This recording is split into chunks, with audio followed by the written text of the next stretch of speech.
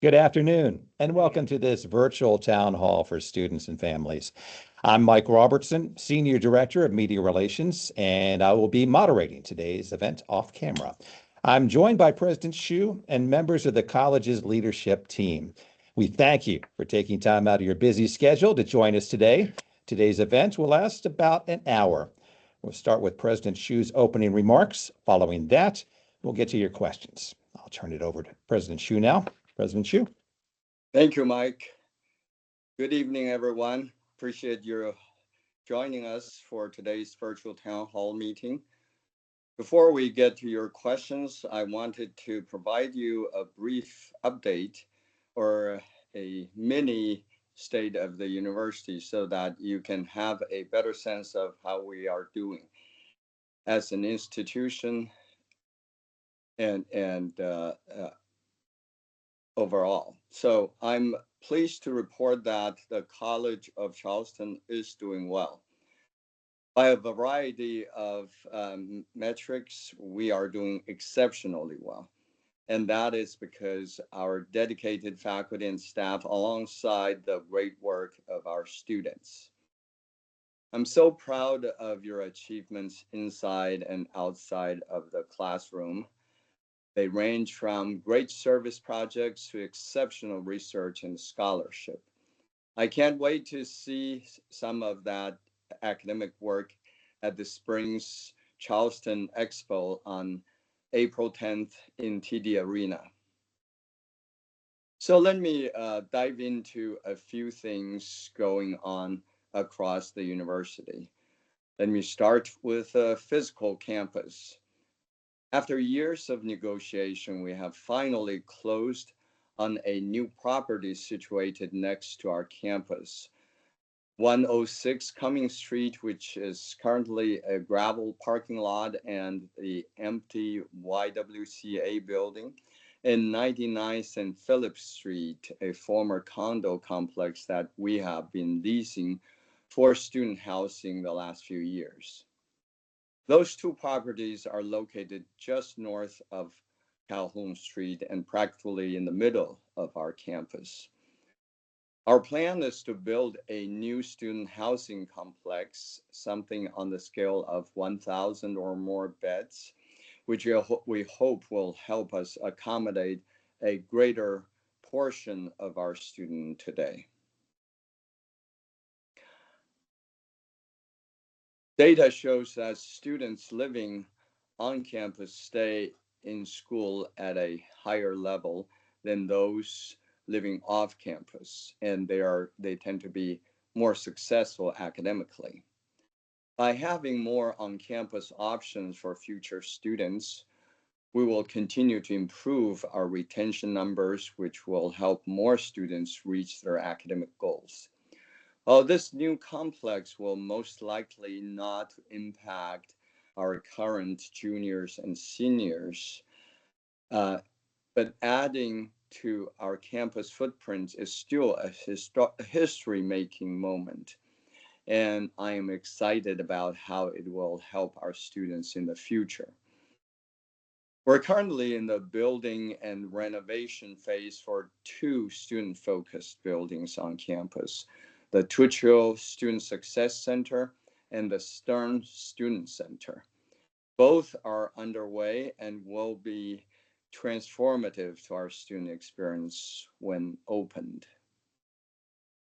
If you remember back to high school, at this point of the calendar, you were knee-deep in the college selection process. This is the time when students have applied, are applying, and weighing their decisions. I am pleased to report that we're on pace to again exceed last year's record number of applications for the fall incoming class. To give you some perspective, before 2019, we averaged around 12,000 applications a year. Now we're above 31,000 applications a year. What that tells me is that a College of Charleston education is becoming more in demand as more people heard and learned about our excellent academic programs. That is a great place for an institution to be in. And that is also that also means the value of your degree, whatever your major is, will increase as you hit the job market. I'm also proud to share our efforts to transform the academic experience. Regarding our curricular offerings, we're introducing new programs such as Executive MBA, which started this spring in January, a new doctoral program in education, and a new doctoral degree in business administration. We also are putting into place a bachelor's in nursing program. In fact, the last two programs, the nursing degree and the doctor in business administration, were just approved by the state's Commission on Higher Education last week. These new programs, especially at the graduate level, may prove attractive to many of you wanting to stay in Charleston to pursue further study after earning your undergraduate degree. While our enrollments have been healthy, our institution's reputation for academic excellence is also growing. I'm pleased to report that we will induct our first class of Phi Beta Kappa Honor Society members from the college in April. For those of you who are unfamiliar with Phi Beta Kappa Society, it is one of the oldest and most prestigious national honor societies in the country, and only less than 10% of the universities around the country host a chapter. Our very top performing students will be invited for induction this spring. So if you qualify, please be on the lookout for an invitation in the coming weeks. Switching gears, I would like to take a moment to address very generally the current climate surrounding higher education. My team and I are working closely with our state and federal liaison to monitor the potential impacts of the directives coming out of Washington, D.C., and the legislation in the State House could have upon our operation. In the meantime, I encourage our students to focus on their classwork, projects, and research. But please reach out to your professors or your student affairs team if you need support in any way. Our entire university, our leadership team, and all of our faculty and staff are all here to support our students' pursuit of their academic goals. With that, let me pause there and open the floor to any questions you might have. I'll turn the mic back to Mike. Thank you, President Hsu. Some brief instructions before we start the Q&A. You can submit questions live using the Q&A feature at the top of your screen. I will read each selected question aloud, and the appropriate presenter or presenters will respond. Selected questions will appear in the Q&A window and on a slide on the main screen. Please keep your questions brief and to the point. Now, when you're submitting questions, please be sure to select the questions option instead of the discussion option from the drop-down menu that's on the right side of your screen. If you encounter any issues accessing the Q&A feature, you can go ahead and email us your question. The email address is townhall@cofc.edu. Once again, townhall@cofc.edu. We will also ask a few questions submitted in advance via email. So let's go ahead and get to our first question. I guess it's never too early to talk about graduation, so let's do that in this first question. For those of us who have a senior graduating in May, could you please address the ceremony schedule and key deadlines? Also, can students request more than 4 tickets each, and are seats assigned? Mark Del Mastro, you want to go ahead and tackle that question? Sure, Mike. Thank you very much. My name is Mark Del Mastro. I'm the Associate Provost for Academic and International Programs. And I would like to ask everyone that's attending tonight to please visit www.charleston.edu/commencement. Again, that's charleston.edu/commencement. That has ample details with regard to our May ceremonies. And for students in particular, there is a link to the hub. The hub is the intranet that is found within that website that I just cited. And there's a lot of very specific, important, and exclusive information for students who are planning to graduate in May, to include graduation application and other key deadlines. With regard to our ceremonies this year, they're a bit recalibrated. We will have this year on Friday, May 9th, 2 ceremonies. One at 10 a.m. for the School of Humanities and Social Sciences and the School of Languages, Cultures, and World Affairs. And then the second one will be at 4 p.m. for the School of Health Sciences, the School of Education, the School of Natural and Environmental Sciences, and the School of Engineering, Computing, and Mathematics. On Saturday, and in contrast to previous years, there will be only one ceremony, and that will be at 10 a.m. for the School of the Arts and the School of Business.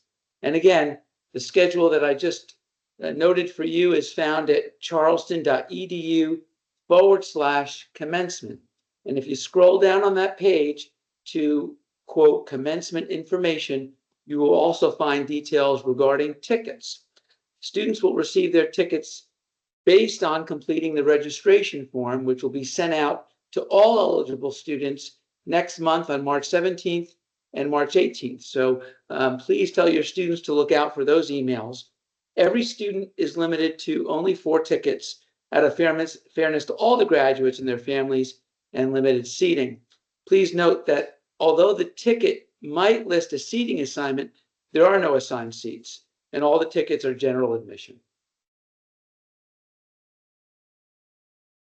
Mark, let me follow up a quick question for you. Can you talk about seating for people with disabilities? Sure, happy to. The recommended drop-off location for individuals with mobility issues is recommended at the corner of St. Philip and George Street. So using the main gate entrance or the side entrance on St. Philip, which is just north of George Street. If that was a mouthful for many of you, please note that these details are also at the aforementioned charleston.edu/commencement website. Thank you, Mark. Let's go ahead and get to our next question. It concerns housing. When will the new dorms that the president mentioned in the introduction be available for students? And what is your plan for College Lodge? Who wants to take that question?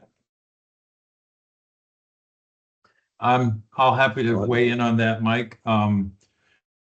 So for the new dorm, that's a multi-year process through state approval, construction cycle, those sorts of things. So we're currently targeting the move-in of August of 2028. That's a pretty aggressive schedule, and it may roll into the year of 2029 August. It's too early to tell. We're in the process of getting the design team and the contractor on board and working through that process. So that's the new dorm will be out a few years. College Lodge, the demolition process is underway as far as the permitting and regulations that we have to go through. Look at my board here. We're probably within the next year or so we'll be doing the demolition of College Lodge. All right, thanks a lot, Brad. Matter of fact, Mike, I'd like to add something though that's opening in this coming fall, which is very, very exciting because we had Buste offline for a full year. And so we've done a complete renovation with inside Buste Residence Hall. I think it's going to be one of my favorite residence halls. We've completely gutted inside, done new bathrooms. The rooms are the same, but it is the one hall that people will actually clean your bathroom. So it's something to maybe consider when you are looking for choosing that if you're an incoming student to live there. It'll be co-ed by floor. So it's actually going to be quite an exciting project. So we've added some beds. It's quite a great deal. So we had it offline and it'll be online this fall. It sounds like it's going to be very popular. It is, especially if you have someone to clean your bathroom. I mean, that's a huge plus, right? I would take it right now. Right. Hey, Brad, I'm going back to you for another question here. What are the causes of the frequent false fire alarms in the resident halls? Yeah, well, a little clarification. So first of all, they're not false alarms. They're actual real alarms. They're essentially considered nuisance alarms, which would be just a language thing here. So causes, it's interesting. Both our captain of our fire and EMS and public safety and res life and housing, we track what these causes are. And so out of in this academic year, approximately 80 of these nuisance alarms, 25 of them have been related to cooking, steam and shower kind of scenarios, about 6. This is an interesting one, use of hairspray and hair products, 13, and then other undetermined in the 17 range, and then there's dust and a few minor ones. But cooking certainly seems to be the priority of the causes. What we're doing collectively as a group, certainly with facilities, res life, housing, our partners in fire, EMS, and public safety. There's a process when the semester starts where we certainly try to meet with all the students, do some education, try to communicate to them that here are potential causes to please try to avoid these things. And so that process just takes place. Perhaps we can, with the number that we're getting, maybe we can revisit that process a little bit to see how that goes so we can communicate the message better. And then finally, I would just say that from a technical perspective, we've looked at our systems within our dorms, and to the extent that we can remain within code, we've looked at the systems, reprogrammed the not sensitivity, that's the wrong word, but sort of what they call verification of detection. So a particle's flying in the air, the detector says, oh, there's something here, I need to send the alarm. We can adjust the time frame, and we're talking seconds here, where we can maximize the length of that time. And then if there's nothing else detected, then the alarm doesn't go off. If it's still there, and then the alarm will go off. So again, we're certainly code perspective. We've got to maintain safety at first and foremost. We've got to, again, I think probably continue to work on our reminders and education on the cooking and the hairspray products and things like that. And continue to try to work through this. And we've adjusted our systems to the extent that we can at this point. So that's the extent of where we are. Okay, Brad, thanks a lot. Good information there. Let's go ahead and go to our next question. Alicia Caddell, this looks like it has you all over it. What are some of the ways that my student can get involved on campus? Thanks, Mike. And yes, you are talking my language. Hi, everyone. I'm Alicia Caddell in Student Affairs. Delighted to have a chance to be with you all. So there are so many ways for your students to get connected. Just a few places they may want to start are looking at our platform called Cougar Connect, which they can find off the website or the hub site, which lists all of our student organizations and ways to connect with those. We also have a great entree through the Office of Student Involvement so that students can connect with that space. There's physical spaces located on the 3rd floor of the Bell South building right now. Our Multicultural Student Programs and Services office is another wonderful place. It's located at 14 Greenway. And if they're just not sure how to start or where to start, connecting with their RAs, if they live in a residence hall, is a great place to do that. Or they can reach out to me, and I'm happy to figure out the best place for them to get started with that connection. It's a busy time in the spring, so we have opportunities coming up that students can watch email for different leadership opportunities across campus, and encourage your students to apply for those. Even if they think they might not be the right person, or it's not exactly, they don't have exactly all the things they think someone's looking for, they should apply anyway, because there are lots of ways for students to get connected, and happy to help them do that if they're not sure where to start. All right. Thanks a lot. Great information as always. Let's go ahead and go to our next question. What is the Tuccio Student Success Center? And Mike, I'll take that one too. Thank you for this question. So the Tuccio Student Success Center is a facility that is located on the corner of St. Philip Street and George Street. If you or your student have gone to CVS, it's right across the street. It is going to get an incredible transformation, blending together both the historic structure that is there with a new modern addition attached to it, and a great space, some great outdoor space too. But it will house our career center as well as our financial wellness initiative when that project is complete. And we're looking forward to opening that sometime later in the year of 2026. But once students get back to campus in the fall next year, the renovation will be fully underway. They'll see a lot of activity happening there. And we're really excited to open this, what's going to be an incredible new space to serve students and their career and financial wellness journey. All right, sounds wonderful. Let's go ahead and get to our next question. It's an academic question. The question is, are professors required to use OAKS for their classes? It is challenging for students when different professors use different platforms for turning in assignments, online classes, and things like that. So Suzanne Austin, Provost, happy to answer that question. So we do have an official learning management system. We call it OAKS, and most of the faculty use it, but there are other occasions and other opportunities that when faculty members are using supplemental course materials. And so it's really important that students communicate right at the beginning of the semester directly with the faculty member so that they understand what is expected of them in their classes and what kinds of education enhancing technologies the faculty member is using in a particular class. If a student is having any challenges at all with that, they need to speak to the professor immediately.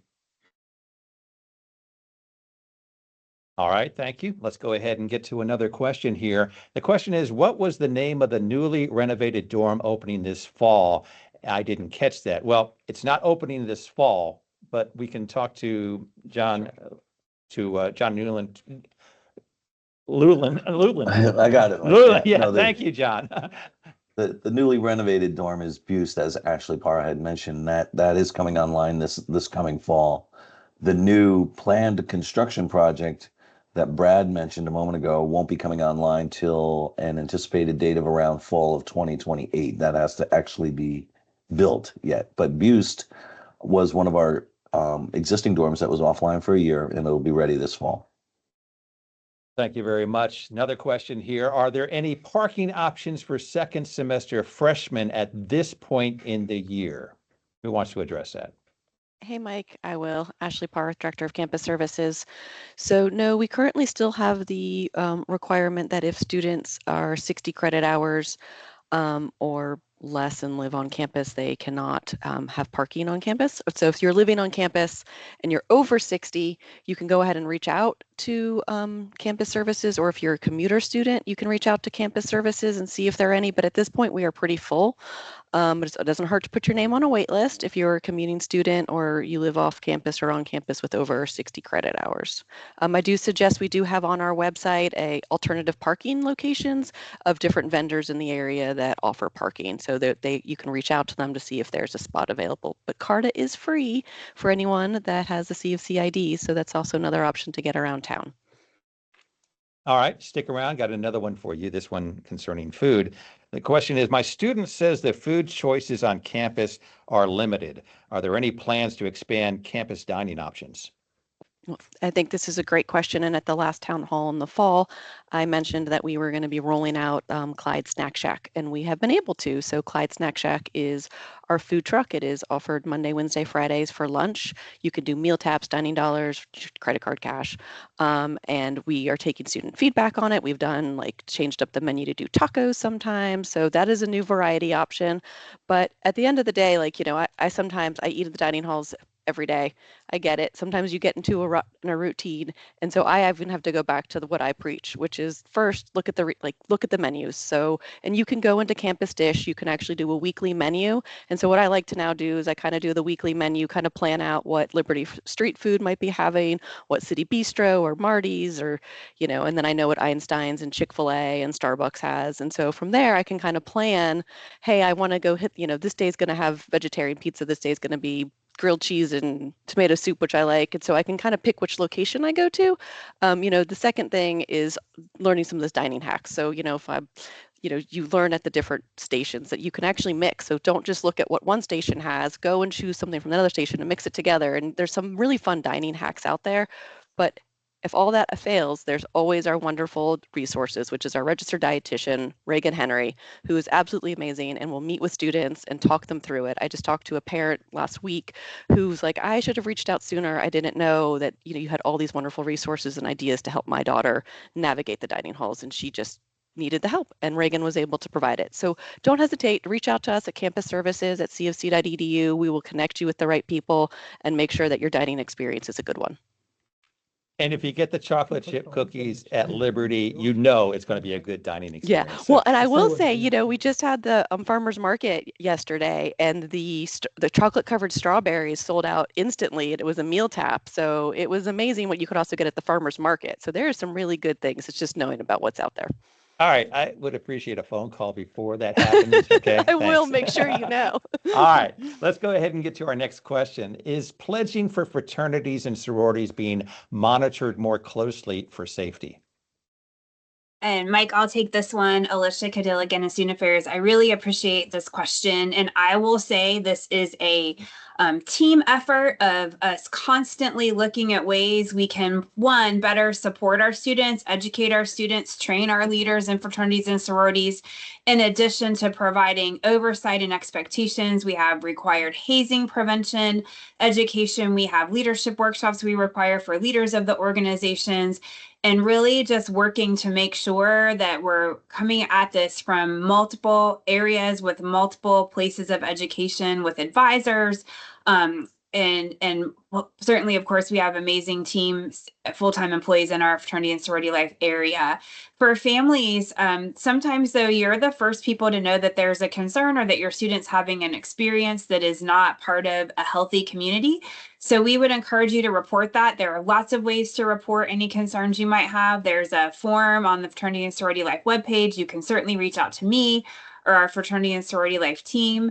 And we have a new reporting tool called Real Response, which allows people to report concerns anonymously, but it allows us to continue to engage with you to get more information if we need it to fully investigate what's being shared.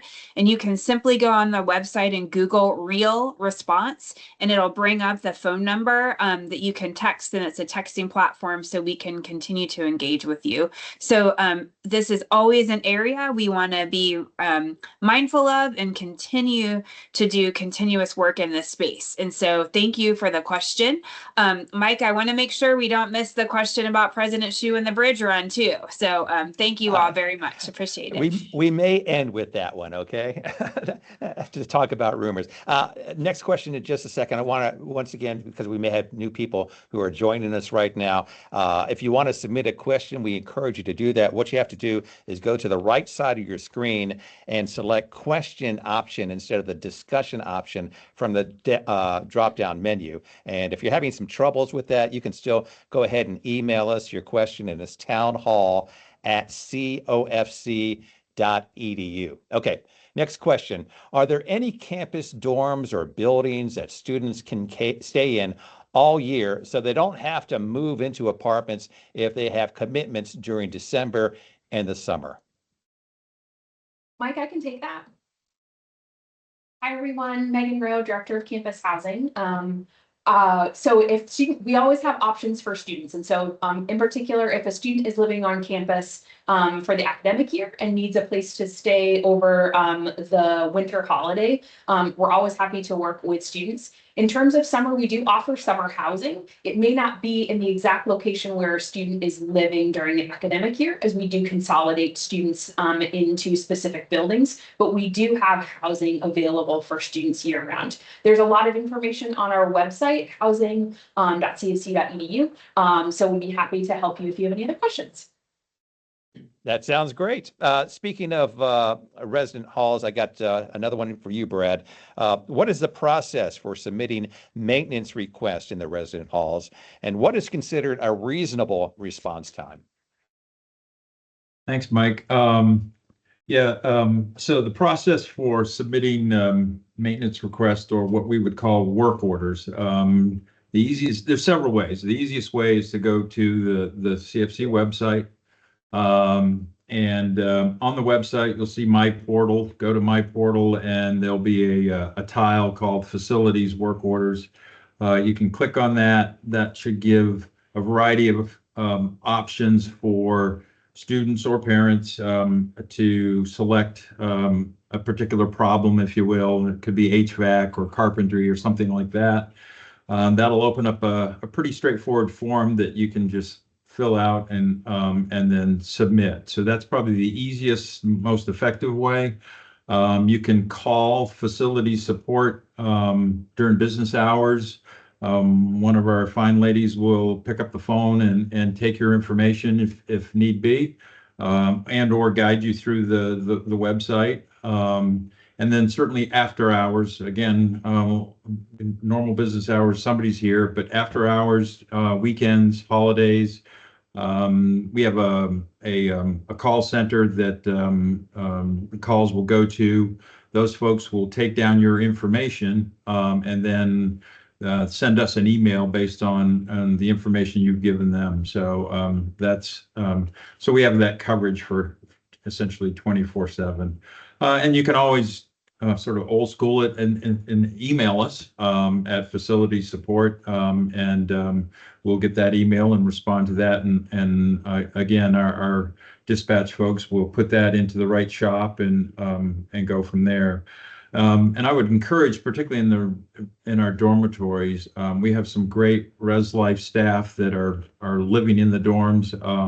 Certainly would encourage that relationship between the students and those residence hall directors or RAs to have that communication. Go down and talk to them, and they can, if there's a problem, they can certainly help you get onto the website and submit a work order as well. So that would be the process to submit. And then I think the second part was response time. So we have a variety of categories in response times. If it's an emergency, obviously we will respond as quickly as possible. If it's fire related, obviously dial 911 if that's a fire smoke related scenario. But we typically, in an emergency, we have a maximum of a 2-hour window that we like to respond to. We have urgent work orders that may need something. It's not an emergency, but it needs to be addressed fairly quickly. That's usually a 24-hour window. And then a routine, just a routine maintenance kind of work order. That's usually within typically a 5-day window. And then obviously safety issues that come up, we want to respond to those as soon as we possibly can. So that's kind of an outline of how that work order process should work. All right, thanks, Brad. Some good information there. Let's go ahead and go to our next question. It concerns the calendar. Is the schedule for Rush changing next year? Hi, Mike. I will take this one too. For fraternity and sorority recruitment, we make some tweaks each year.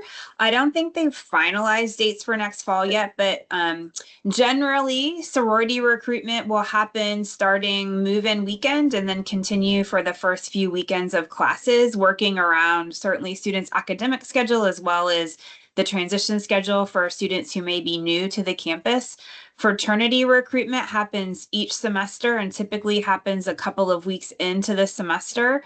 So I don't know that we're making any significant changes to those in the upcoming year. But if students have feedback or suggestions or questions, we're happy to take those. We haven't finalized those schedules yet. So please encourage them, or families, if you have thoughts on this, please share those so we can consider that as we lay out those calendars and schedules.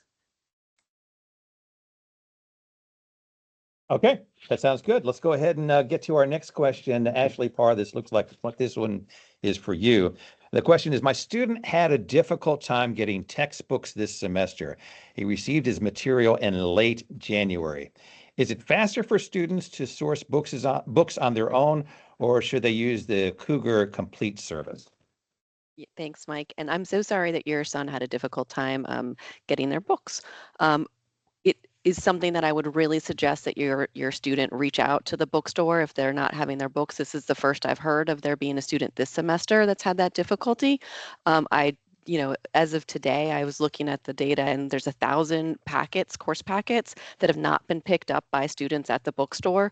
So sometimes it's just that they've missed an email that their books were ready, their course packets were ready for them to get. Sometimes they just hadn't gone through the Cougar Complete and selected something, or sometimes there's an actual issue. So in that case, we don't want them to sit there and go without their coursework. So we really encourage them to stop in the bookstore, call the bookstore, or email campus services at cofc.edu, and we will point you in the right direction. I'm sorry that your child had that issue this semester. But it's a good service that you have. And it's 100%. Oh, we have so many non-degree students that are now interested in it, especially ones in the foreign language program, because the value is such a great value. So this semester has been actually the smoothest, and it's our 4th semester in the program, and it has been our smoothest so far. So I strongly encourage people to participate in the program. It definitely saves money and time. All right, great. All right, let's go ahead and get to another question here. Earlier, we heard from President Hsu mentioning the Charleston Expo in April. Somebody's asking now for a little bit more information about that. Sure, I'm happy to answer that question. And it's one of my favorite things to talk about. So this will be our 4th year of our expo.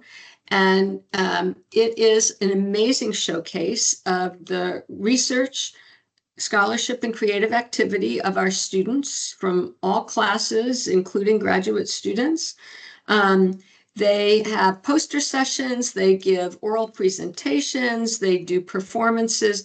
We take over TD Arena, and if you possibly have the opportunity to come, please do. It's so exciting. You can see the amazing work that our students do. We have people who come from all over to see. It's a very big event, and so it's one of the most exciting things that we do all year on campus, in my opinion. I really enjoy it, and I invite everybody to come this spring. And the date is Thursday, April 10th, between 9 and noon in TD Arena.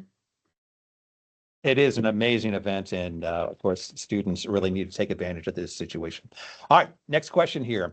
Related summer housing question here is this: is there a resource in the college housing organization that helps connect students seeking to sublease their off-campus apartment during the summer with students who are looking for summer housing? And also any kind of connection with local companies who hire interns who are looking for summer housing? I can start that, and there might be some other folks who want to hop in on this. So I think this is a great question and something we could really look at. Typically, students have been kind of navigating this on their own. I would say for an internship connection, starting with the Career Center to see students who are coming or students who are looking for different areas, the Career Center might have some good insight into students who are wanting to come stay in Charleston for the summer and need housing. But this is definitely something we have some opportunity here, I think, to do some more work for students. But I would say having them connect with their RA to say, hey, here's my need would be a great place for us to get started so we can try to figure out how to help students navigate in this space until we have something more formal or official that could help them. And I don't know, Megan or others may have some other thoughts and suggestions as well. Sure, thanks, Alicia. I do know that some students are connecting on social media platforms. I think that that's a really great opportunity. I think it's also great to talk to friends and find out if they may know someone or if they are at an apartment complex. Some off-campus apartment complexes I do know keep records of who might be wanting to do a sublease. So that might be another good opportunity for students. All right, anybody else? All right, let's go ahead and get to our next question. Has the College of Charleston considered moving Parents' Weekend in the fall of 2025? Last year, it was right between fall break and Thanksgiving break. Hi, Mike. I'll take this one too. This is a great question. And if you're a family newer to the college, you'll know that we have tried several different options for a family weekend. And we've had it in the earlier fall semester and had some problems with hurricanes or flooding. We have had it in February. And this year we are trying something new and different because we created this more intentional, broader homecoming and family weekend, along with a lot of alumni events and student events. And so I think we're still looking at what is the best time to do this. Do we need to do a couple of different things at different times in the academic year to meet multiple family needs? So we haven't made a final determination on this yet. And you're actually helping me think about that. I think it would be great to work with our family platform that many of you are on to get some of your feedback on what you might like most and what might serve your family the best and go from there. So we haven't made any final determinations, but there will be a big homecoming weekend again in November of next year. So definitely for students and alumni. And I think figuring out the best place for families to connect is something we're still working on. All right, thank you. We are kind of running out of time here. So if you want to get your question in, go ahead and let us know as soon as possible. Because like I said, we are getting close to running out of time. Let's go ahead and get to another question here, an athletics question. The question is, could you please explain why the college chose to hold a men's basketball game on January the 23rd, while at the same time closing campus on January 23rd and 24th due to the winter storm?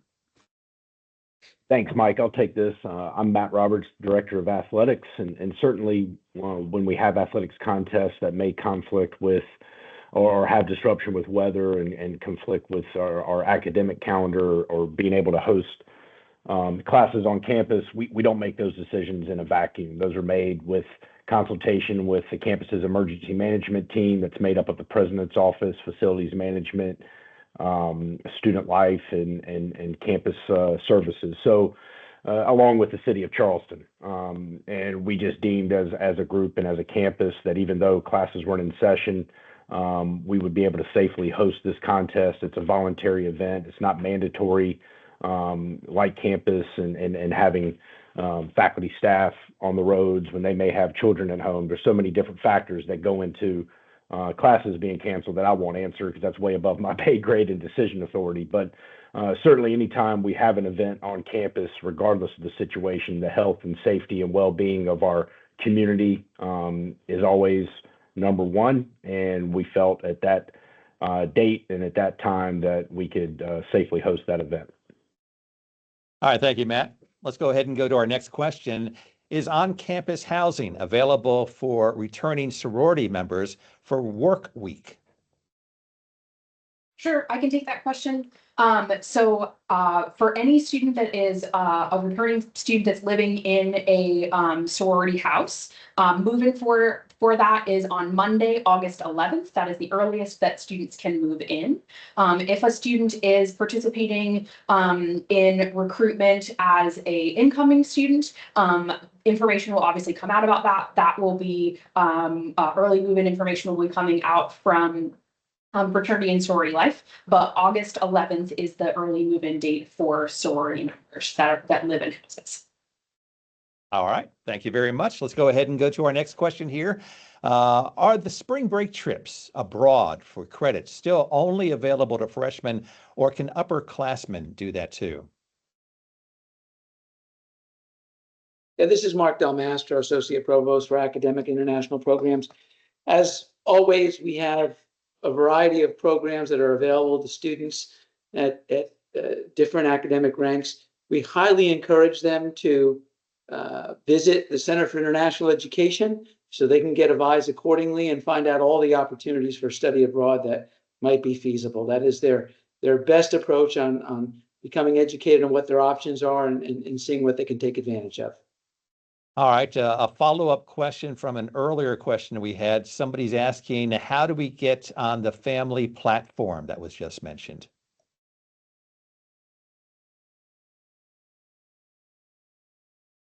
Hi, Mike. This is Jimmy Foster, Enrollment Planning, and I'd be happy to take that question. We can easily get you access to that. If you want to reach out to our new student programs office, we can get you all set there. If you want to email me directly at fosterja@charleston.edu, I'll also find a way to connect you that way too. Thank you, Jimmy. Couple more sports-related questions here before we call it quits. The first one, Matt, I don't know if you're here, but speaking of basketball, how do you feel about the game against Wilmington tonight? And they will be watching. Go Cougars. Well, the good news is we have a couple of key players healthy. One being Daywilk Tavares, who did not play against Wilmington, and he was the reigning CAA player of the week going into that game. So we'll see if he can make a difference, but it's always tough to play at Trask Coliseum. And for those of you that are interested, it is on national TV tonight on CBS Sports Network. And unless, of course, you have YouTube TV, which they're in a contract dispute and you don't get CBS. So go to your local watering hole if you have YouTube TV. But go Cougs. Always bet on the Cougs. It's going to be a great game. Looking forward to it. The other sports one is I heard rumor that President Hsu is running the Cooper River Bridge Run. Is that true? I guess we have to go to the source on this one. Well, Mike, that rumor turns out to be true. At least I am registered. I paid my $70 and been training for it. Discount though. And finger crossed, I will be doing it. Do we predict a time yet? How do you think you're going to finish? My goal is 70 minutes, but that was but I did 63 minutes last year, so I might try sub 60. I can't guarantee anything. Wow. Okay. I'm impressed. By the way, you've also, in case people want to run the Cooper River Bridge Run and get involved, you sent out an email fairly recently about how students can get involved on that. So if your students are interested, they can go ahead and go through the emails and find out more about how they can be involved in this quintessential Charleston event. Well, that concludes our Q&A portion for today. If we didn't get to your question today, you, of course, are welcome to send it to us in an email. And that address is townhall@cfc.edu, and someone will get back to you. Thank you to our presenters for their time and their expertise today. And a special thanks to our staff from the Division of Information Technology and the Office of Marketing and Communication who helped to produce these virtual town halls. I'll now turn it back to President Hsu for some closing remarks. President Hsu. Well, thank you, Mike. I want to again thank everyone who has joined us today, students and family members, and especially those parents who submitted such great questions. Your engagement is what makes this community strong. While we may be meeting virtually, our shared commitment to learning, growth, and success remains as real as ever. If you have any further questions, please don't hesitate to reach out. I appreciate your continued support, and I look forward to seeing you, whether online or on campus, very soon. Take care and have a great night. Go Cougars.